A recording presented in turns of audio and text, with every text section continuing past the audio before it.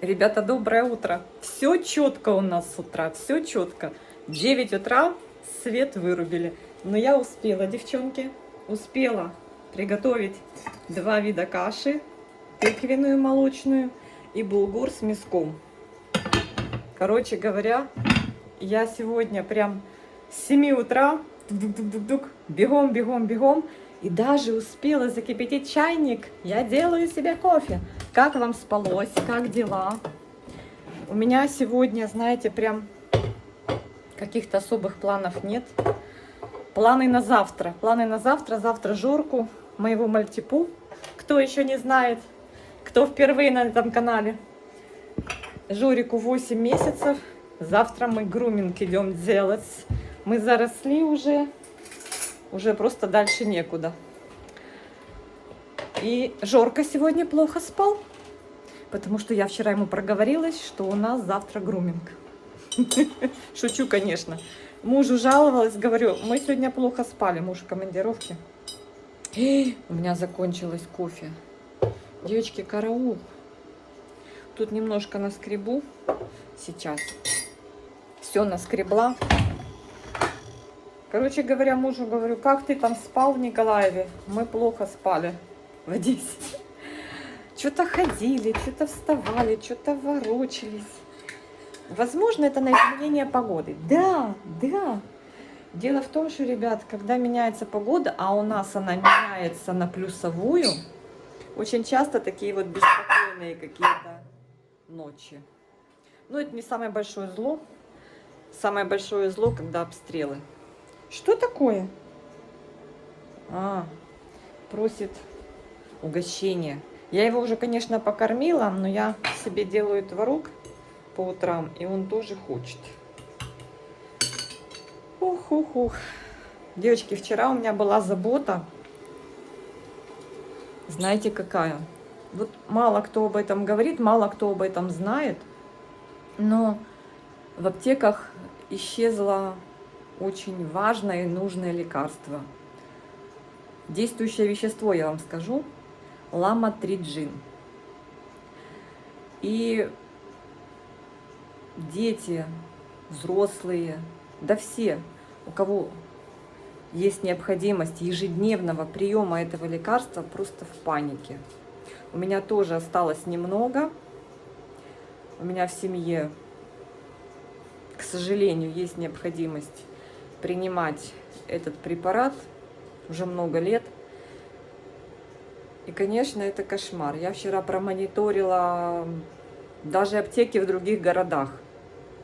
Но препараты исчезли. После обстрелов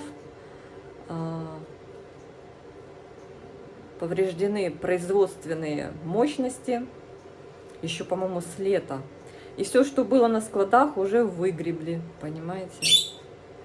Так что вот так. Я уже даже, знаете, как бы стараюсь не паниковать. Вечером вчера увидела, что препараты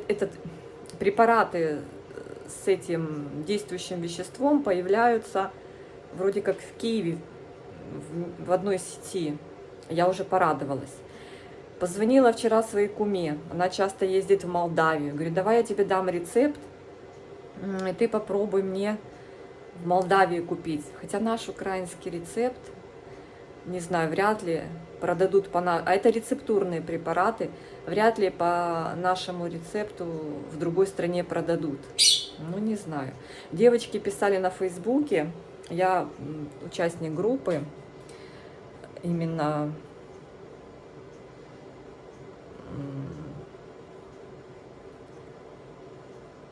группы по эпилепсии.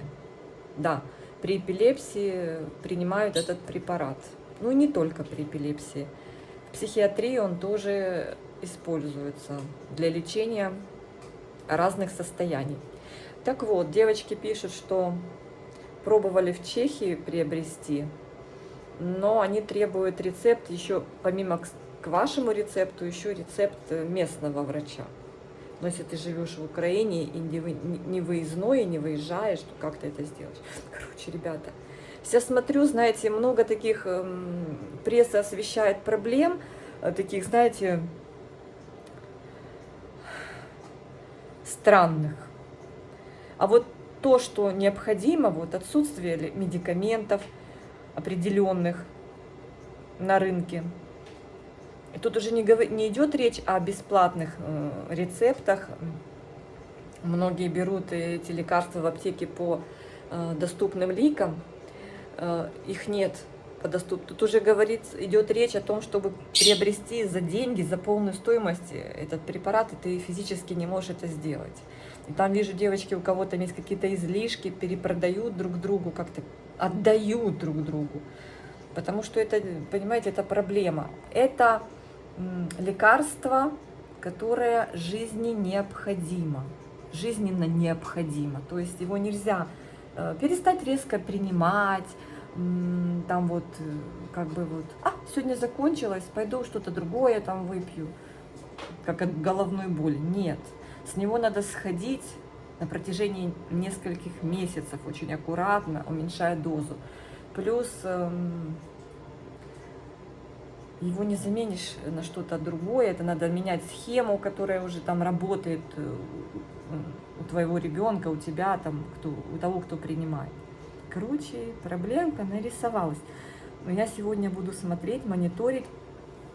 Вчера и раньше на Фейсбуке, на страничке Министерства здравоохранения оставляли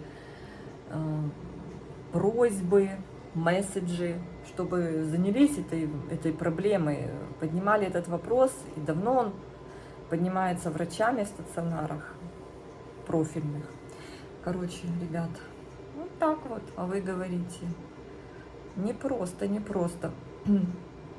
Обещают, что в феврале наладят производство, и в марте лекарства, возможно, появятся. Но вы знаете, то, что обещают, всегда надо понимать, что, возможно, это может быть даже и позже. А это уже критично. В Польше есть это лекарство, есть варианты как-то в Польше приобретать. Но я вчера попробовала. Увидела пост анонима в Фейсбуке, фотография пачки с лекарствами, и написано, типа, зайдите на такой-то ресурс, закажите, и, в общем, мы с вами свяжемся. Я так и сделала. Что вы думаете? Они сразу предлагают оплатить, 100% оплату внести. Но мы же из Одессы, здрасте. Мы же понимаем, что это такое. Вы оплатите и летите, да? Короче говоря, ну блин, какие гарантии, что вы что-то вообще вышлите? Нам какая-то у них помятая пачка этого лекарства, и они ее везде постят. Ну, блин. Люди и здесь хотят обмануть, заработать даже на чужом горе. Мне так кажется. Все, друзья мои, иду пить кофе, пока он не остыл.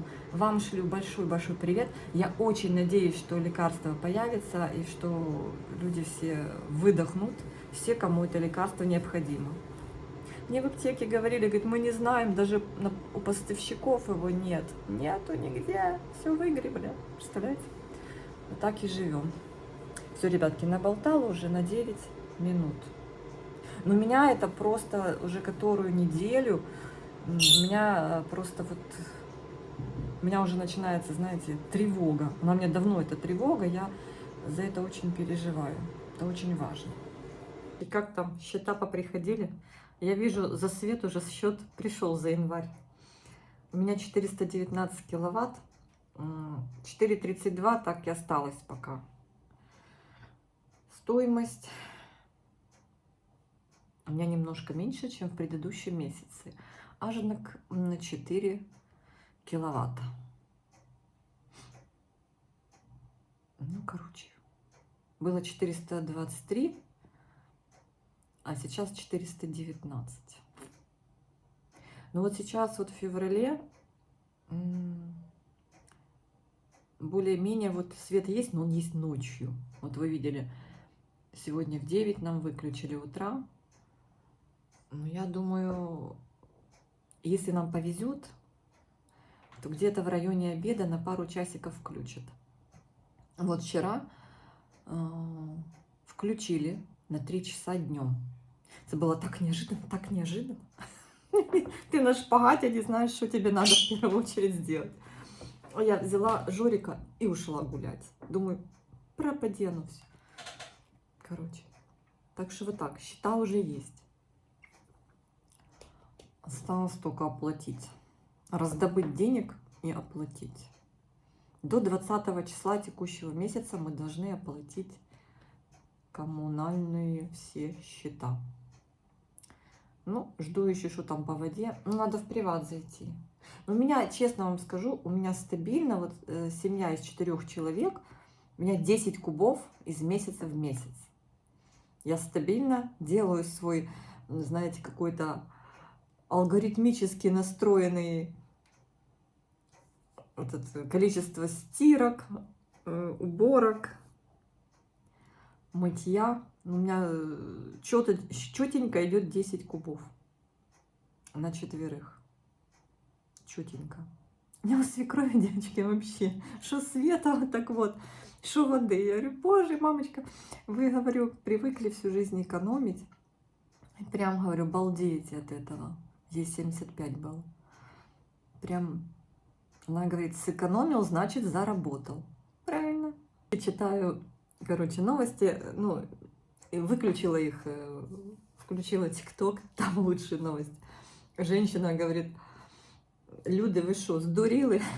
Говорит, она хозяйка магазина продуктового. Пришла, открыла магазин утром. В магазине -2. И тут первый покупательница. И покупательница спрашивает, у вас есть свежий тортик? Она говорит, ну, как бы, вчерашний. Ну, вчера получили, вот он переночевал. Она говорит, а у вас працюють холодильники? Вона говорить, вибачте, у вас з рота пар іде. Які холодильники. І все, її затрусила, вона така. Не, ну в принципе, это вот, торту хватит. Вот колбаса -2. В холодильнике там всегда ровная температура. Вот мне интересно, если было снаружи -2, а в холодильнике сколько было бы, если бы работал холодильник? +5? Тогда можно греться в холодильнике. Капец. Я уже смеюсь, тут сижу. Прям настроение подняли. Девочки, появились в Таврии наконец-то печеньки овсяные, которые любит мой муж. Но это с родзинками. Как-то неплохо вымесили, что они как-то родзинки с одной стороны. А есть еще с кусочками шоколада. Вот это обожают мои эти печенья. Я вообще их не очень-то. Я посмотрю, что везде. Это так специально. Гляньте. Здесь нет, а вот так. Снизу родзинки. Они что, провалились как-то или что? Или них макали просто? В общем, наконец-то они напекли любимых печенек моего мужа. У меня и сын тоже младший любит на ночь с молочком. Вы любите овсяное печенье? Я не люблю. Меня мама с детства к овсянке вообще не приучила. У нас никогда не было никакого геркулеса. У нас всегда был рис, картошка и гречка. Но булгура тогда у нас вообще не было. Ну и макароны. Вот, да. Рис, картошка. Пшенку у нас тоже, она у нас дома никогда пшеную кашу, я не помню. Пюре, тушеная картошка, жареная картошка, отварная картошка. Картошка. В основном картошка была. Ну да, у нас было 12 соток огорода. Картошки было завались. И, да, рожки. Макароны по-флотски, папино козырное такое блюдо было. А вот овсянка меня не приучили. Я когда приехала учиться в общаге, поселилась, я в шоке была. Все жрали эту геркулес, дешево и сытно. А я не могла, как они это едят вообще. И до сих пор я... Мои, когда хотят там себе, она у меня есть, каша, вот эти мюсли всякие. Я не знаю, я не люблю. Я лучше гречки себе сварю. Риса, гречки. Вот сейчас булгур девочки сделала целую сковородку с мяском.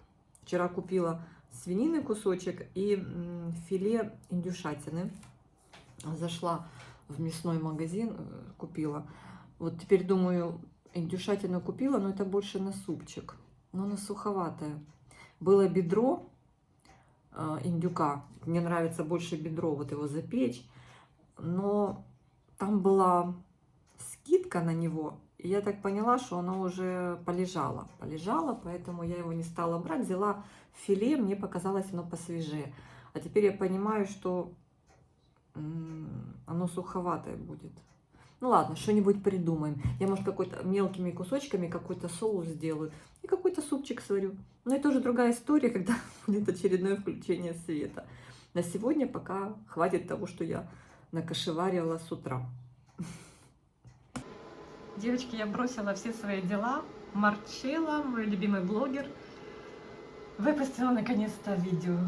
Ой, наконец-то. Я прям с удовольствием слушаю ее голосок и смотрю. Ну и поливаю здесь своих красоток. Прям приятное с полезным. Ребята, я в шоке. Я даже шапочку такую тоненькую одела. Думала, что тепло. А нет. Я смотрю, что холодно и снег пролетает. Так что я делаю вот так. Одеваю капюшончик. Достаточно прохладно. Где-то около нуля, даже выше, но очень прохладно. Зябко. Мы с Жоркой вышли погулять. Вон там что-то. Видите, снег летит? Пролетает снег.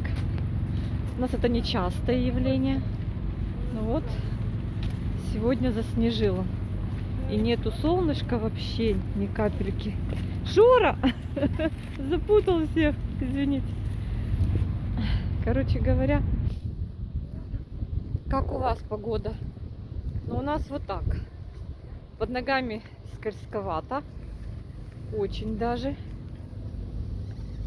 Где ты там? Пошли.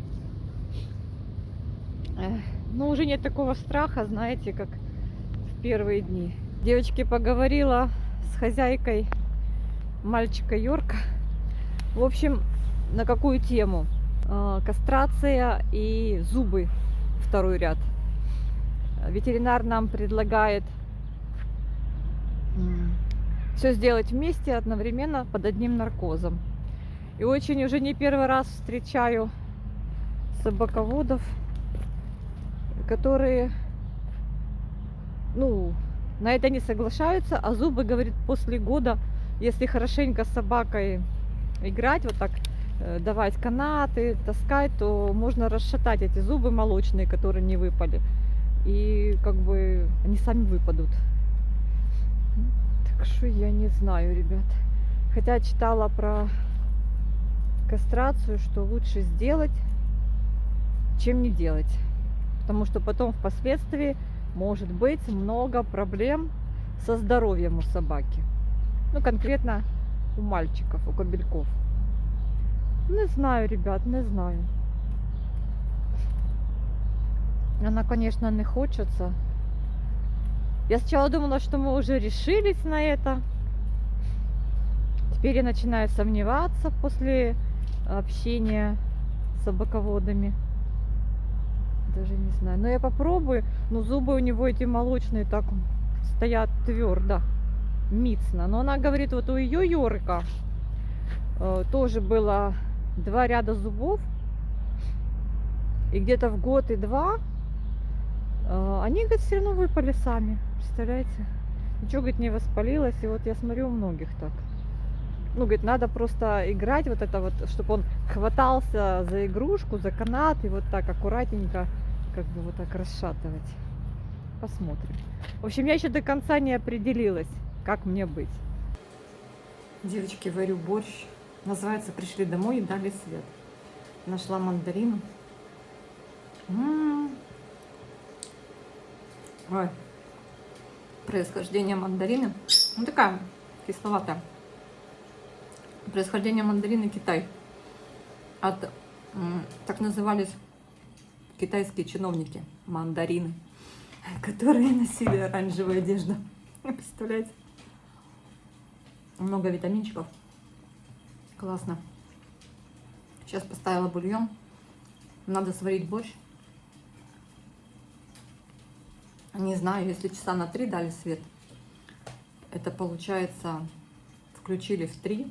Как я вам и говорила, что, возможно, днем дадут на пару часов. И, возможно, вечером мы будем в полной темноте. Думаю, пока сейчас бульон закипит, поем мандарины. Кто любит мандаринку, ставьте лайк. Я смеюсь, потому что я вспомнила, как меня в детстве от мандарин сыпануло. Меня спасали в районной больнице Багаевского района. Это вообще в Багаевке, короче. В Багаевке меня спасали.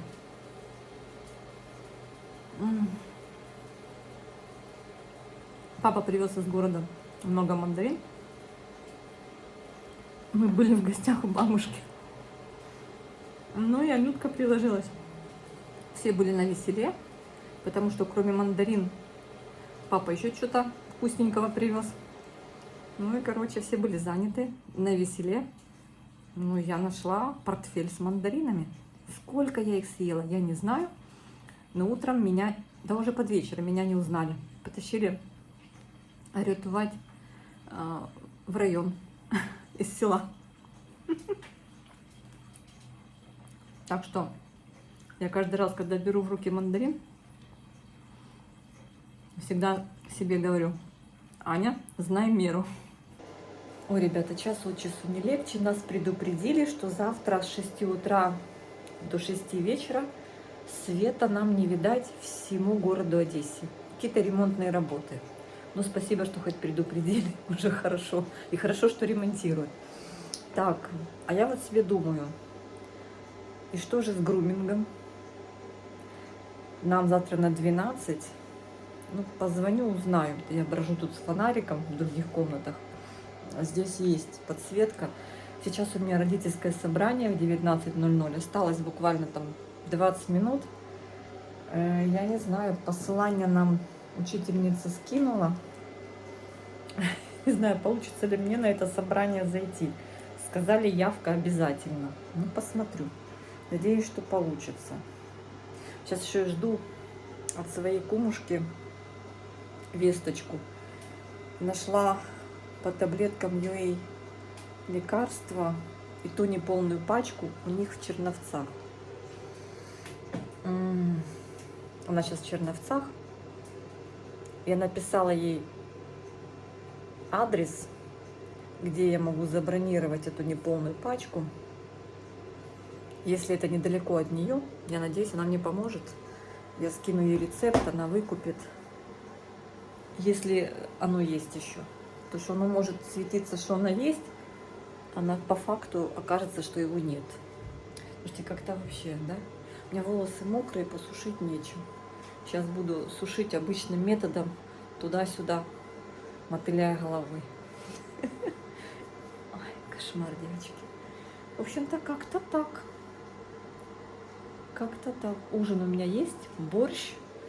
Борщ доготовился на таганочке. Так что всех обнимаю, всем мира и добра, всем позитива в ленту.